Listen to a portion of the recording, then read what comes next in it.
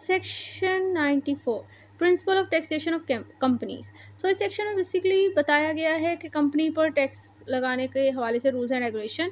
सो दो ही सबसेक्शन है इसकी। सबसेक्शन 1 क्या कहता है? कहता है company shall be liable to tax separately from its shareholder. So subsection 1 clearly manifest करता है कि टैक्स पेमेंट करने के हवाले से शेयर होल्डर और कंपनी दोनों जो हैं वो सेपरेट पर्सन कंसीडर किए जाते हैं।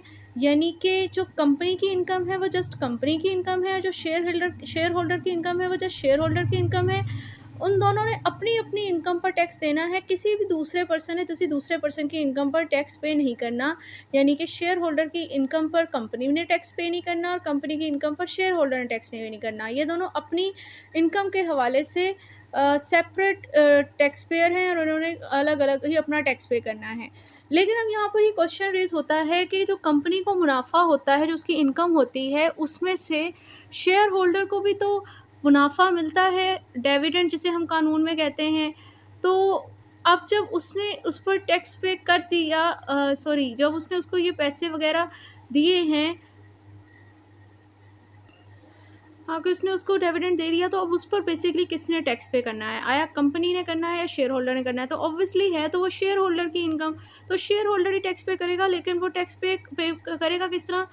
तो उसके हवाले से इसका ही सबसेक्शन 2 कहता है कि dividend paid by a company shall be taxable in accordance with section 5। मतलब वो जो कंपनी से डिविडेंड पे करेगी ना, उसके ऊपर सेक्शन 5 के अंदर जो रूल्स एंड रेगुलेशन लगाए गए हैं उसके हवाले से उसने टैक्स पे करना है शेयर होल्डर ने। लाइक आप फ़र्ज़ कर लो कि अगर उसको 10 लाख रुपए दिए हैं कंपनी ने अपने 1 करोड़ के मुनाफे में से, तो वो 10 लाख उसका डिविडेंड है। उस 10 लाख के ऊपर जो है 15% जो है वो सेक्शन 5 के अंदर रेट बताया गया है, तो आप उसका 1.5 लाख जो है वो उसका टैक्स डिडक्ट हो जाएगा और 8.5 लाख जो है उसको दे दिए जाएंगे। ये उसकी इनकम पर था, टैक्स उसने पे कर दिया सेक्शन 5 के मुताबिक। और जो कंपनी है, वो कंपनी की जो है वो 1 करोड़ में से 10 लाख अगर निकल जाते हैं, तो 1 करोड़ टोटल प्रॉफिट था कंपनी का, उसमें से 10 लाख उसने डिविडेंड दे दिया, उसमें से उसकी इनकम पर उसने अपना टैक्स पे कर दिया, क्योंकि वो सेपरेट हैं दोनों अपनी अपनी इनकम के हवाले से। बाकी 90 लाख जो है कंपनी का अपना प्रॉफिट है, उसके ऊपर उसने अपना जो 29% है 90 लाख का, उसने अपना टैक्स पे करना है। सो इसका मतलब ये कि उसकी इनकम, शेयर होल्डर की इनकम जो है वो उसका डिविडेंड था, उसने अपने डिविडेंड पर सेक्शन 5 के लिहाज से टैक्स पे करना था।